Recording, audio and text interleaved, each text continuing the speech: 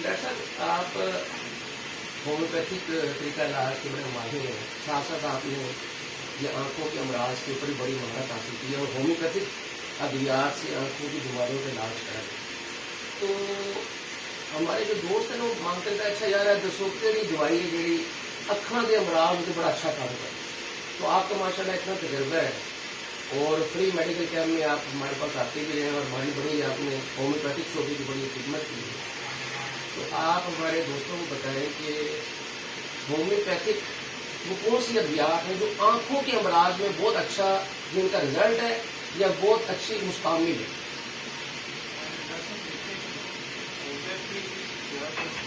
अलामात के कोई ऐसी कोई मेडिकेशन है आपको फिक्स थोड़ी इसकी बता सकता। बहरहाल मेरे तजर्बे में सबसे ज़्यादा जो दवाई है वो यूफ्रीजिया दवाई आंखों के बाद में दी बेस्ट रूटा इससे यूफ्रेजिया रूटा और फाइसोस्टिग्मा ये जो दवाइयाँ भी है साइक्लेमिन डबल वी के लिए बहुत शानदार दवाई है।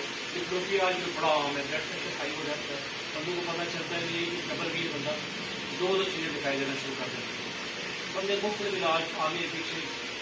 पर ये असल में इसका बेहतरीन इलाज जो है वो नहीं है और साइक्लेमिन जो है जैसिमिन जो है इसमें बेलाडोना प्लस ये दवाइयाँ जो है इसमें बहुत अच्छी।